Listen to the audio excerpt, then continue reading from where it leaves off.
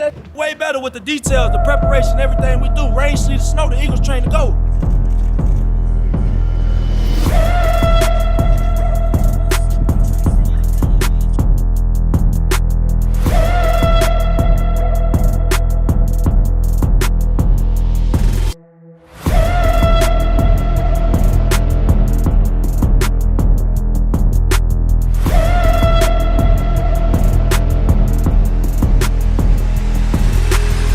Played some off-ball linebacker last year. Is that something you think will still be in the cards? It really don't matter to me. Football is football at the end of the day. You got to go fly around and hit somebody dead in their no matter if you on the ball or off the ball.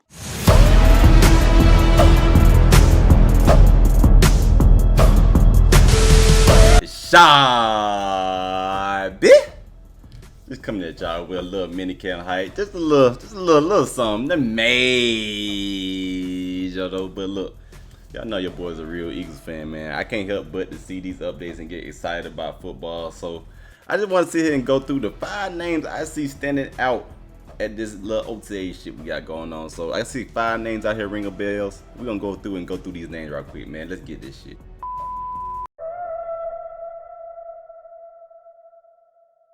Number 1, man, Isaiah Rodgers. Y'all know this is a guy that was cut immediately by the Colts after, you know what I'm saying, he had some gambling allegations. Y'all know the prize picks the underdog. I'm not one to talk. I am a prize picks type guy, but y'all know, hey, integrity of the game, you can't do that if you in the NFL league. But this is a guy that the Eagles made us low risk but high reward investment in. And as of right now, it's paying off, man. He's getting first team reps beside Darius Slay. I know there's no Bradbury at camp, but he's getting first team reps. So it seems like he's on this redemption tour, bro. But what's more impressive that he's even getting first team reps after even not really having an off season with the Eagles last year. This is the most impressive part, man. Check out his press conference. How have you been able to what did you do during this time away? How were you able to keep from getting rusty, I guess?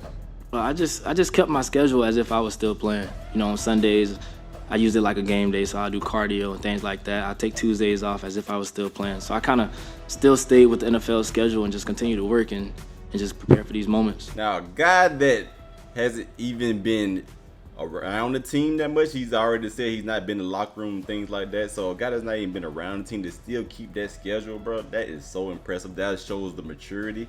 Maybe them pockets a little lighter now that you can't gamble and you didn't get no salary last year. I know the pockets a little lighter, so maybe you had no choice but to lock in. But I can't help but to be very impressed by that. I know this is just OTAs, no pads on, and they not going hard and things like that. But it was very impressive. This is my first impressions of him and the OTAs and his press conference and stuff. My biggest takeaway from this is the maturity level to stay locked in during a whole season going on. You not playing to stay locked in that. You know, a lot of guys wouldn't do that. You know what I'm saying? Maybe if he had the bag already, maybe it wouldn't be a big thing like that. But for him to stay locked in like that, bro, Isaiah Rodgers, this is no particular order, but as of right now, I'm liking what I'm seeing from him.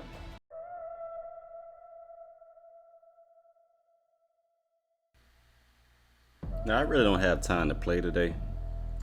I'm trying to be nice today. You know what I'm saying? We got season starts in August, September time frame, so I have like 4 or 5 months of talking shit. But I'm gonna let this ride for right now. But y'all see the report right here on the screen. They saying right now Kenny Pickett's out playing Jalen Hurts.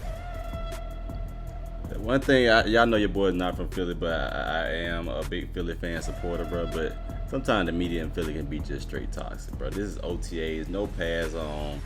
You know what I'm saying? We don't have time for all to see what's what. Y'all know Kenny Pickett, he's with the Steelers and he lit it up in the OTAs and preseason and all that bullshit. We just seen this already before, but like, come on, man. We not finna do this right now. I'm not trying to come on here talking shit. You know, we got plenty of season for that there. You got my tea already right here ready. You know what I'm saying? We're gonna take a sip of that thing right quick. But yeah, man, that's the report. Right now, Kenny Pickett's been lining up in OTAs.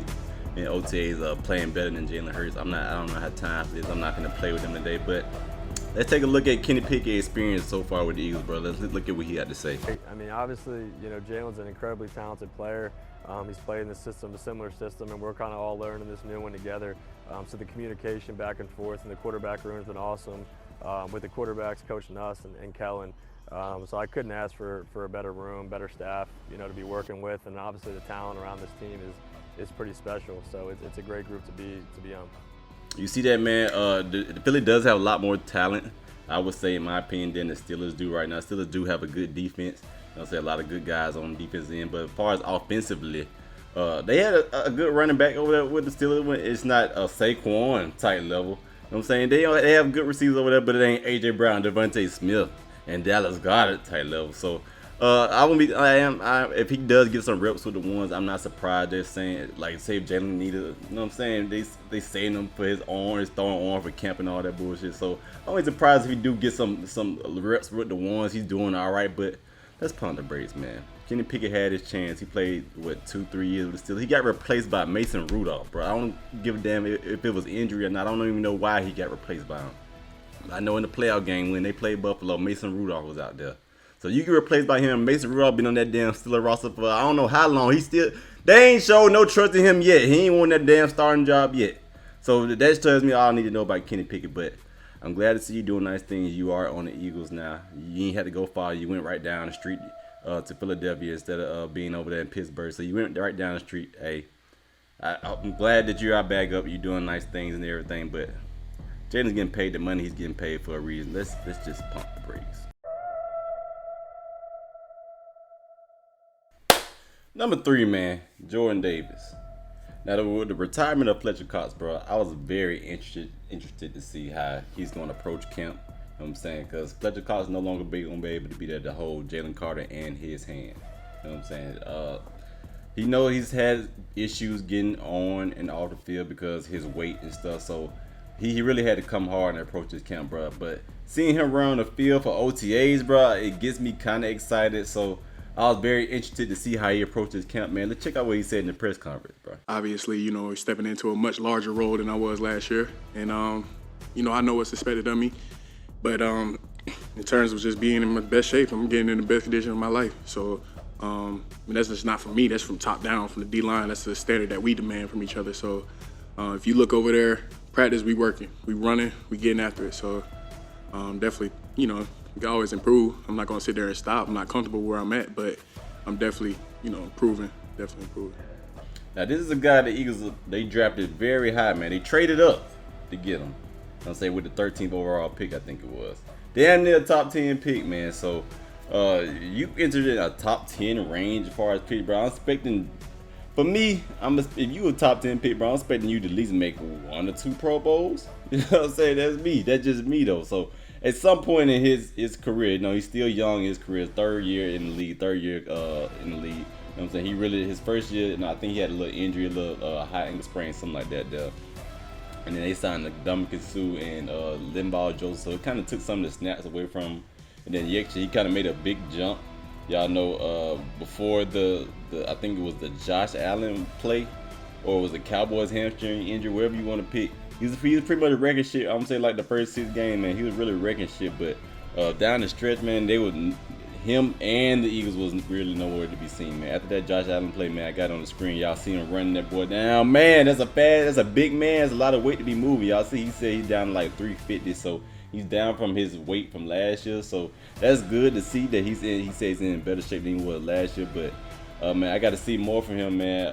I know he's pretty much a run stuffer, but I would love to see Jalen Carter add on to his game and increase his pass rush moves, bro, because I'm gonna need you to give me a little bit more, man. I need a little bit more than I think what he had, maybe, I want to say like 3 sets. I need you to up that up, man. I need you to really be a play record on the defensive line. With Fletcher Cox no longer gone, you get more snaps now. You gotta be able to, your body need to be able to withstand the rigors of a now 17-game season. So I'm interested to see what him and Jalen Carter do. I know Jalen Carter, I'm pretty much have no questions about him. I know he's gonna ball. But Jordan Davis, it's good to see you coming into camp in shape, ready to go, but I need you to maintain it for 17 games this year. That's all I really got to say about that. We really can't see pretty too much from a defensive tackle in OTAs because, I'm saying, we're really not too much hitting going on. We ain't trying to injure nobody and stuff like that, but it's just good to see from first impressions, you in shape, you came in your mind and your body and you prepared to see what you got this season, man. Number 4, man, Nolan Smith, bro. Now, things are not really, you can't really tell the OTAs, like I said, about, what's his name? Jordan Davis. you can't really tell from a OTA standpoint really the defense is doing, because you know what I'm saying, the pass rush is, you can't tackle the quarterback, you can't determine a broken sack and things like that on the, as far as for the defense, like especially the ends and stuff. You're more so looking at the corner than what the safeties and linebackers are doing.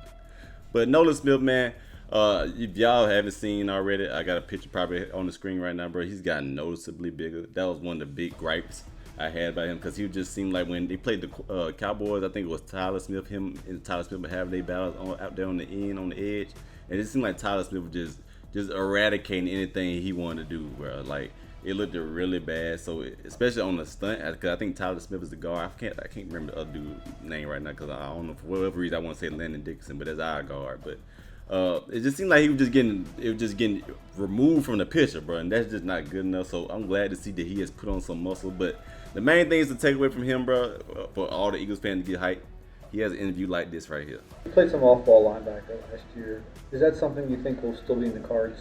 Hey, whatever I come in on Monday and whatever they tell me to do, I'm going to do it to my best ability. One, because I love football, and two, because I love the Eagles in Philadelphia.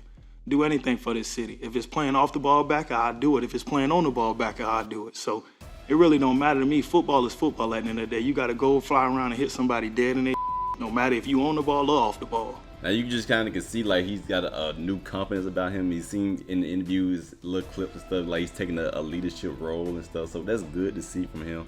Glad to see he got that confidence. I'm glad to see he sees that he has to play a bigger role this year. And I feel like he's always been a student of the game, man. I remember last year before he got drafted, he was like, I want that fucking playbook, even though we knew Son Reddick was going to start. So it's just good to see, man, good things from him. He's talking about him, Lane Johnson taught him about his I have never heard nobody talk about this. He's talking about Lane Johnson showing him how his feet should be, or something like shit like that. He even criticized the lady's feet. He didn't talk about a reporter saying you can't do these linebacker drills. So he just come with a new confidence, bro. That's good to see. But all that talking is good and dandy, but we gotta see what you do on the field. So Nolan Smith, hey, even though we haven't seen exactly what you're doing just yet, you're just a standout right now for OTAs. And finally, man, Saquon Barkley. I think this right here needs no introduction, man. He pretty much, his name speaks for itself, man. Pro Bowl type back, man. This is the best back we had since. I honestly wanted, even though he didn't have this best year, it was really DeMarco Murray. He didn't have a good year because, you know, Chip Kelly want to run the shit out of the shotgun. We're not going to see a star on that bullshit, but I know most Eagle fans are saying LaShawn McCoy because he was more productive, but DeMarco Murray was a good back too. So that's why I want to say he's the best back since we had DeMarco Murray, but DeMarco Murray wouldn't utilize correctly. So, you know what I'm saying? Everybody's saying the best back since LaShawn McCoy, but this is a hell of a back right here, man. Just him, his presence at OTA. That's why I'm putting him as an OTA standout. Just him running around in Eagles green, midnight green, baby. It just makes him an automatic standout, bro. So obviously he's not doing nothing on the field just yet. You know what I'm saying? The running back, they really don't go to the ground, especially even tackling portion. I don't think they really. Well, the running back probably won't go to the ground, but you know what I'm saying, quarterback and all that. So it's not really too much hitting going on OTAs. We're gonna see once training camp and all those things get to picking up, but. Just Saquon Barkley name on the Eagles roster. He already explained, man, going to the huddle. Check him out what he said when he went to the first huddle for the Eagles. Biggest thing, that struck me is a first 7-on-7 huddle. You see A.J. Brown, Devontae Smith, and Dallas Goedert, and Jalen Hurts. It's not a bad group to be out there with, and that's not even including the offensive linemen. But we're all just coming in, buying in, trying to learn the playbook, trying to learn the system, and trying to get better each day. That says everything you need to know, man. A.J. Brown, Devontae Smith, Jalen Hurts, Dallas Goedert, and in the look back in the I formation, we got Saquon Barkley, man. Those are 5 Eagles standouts, bro. My honorable mention was Jalen Hurts. And who the fuck is this receiver?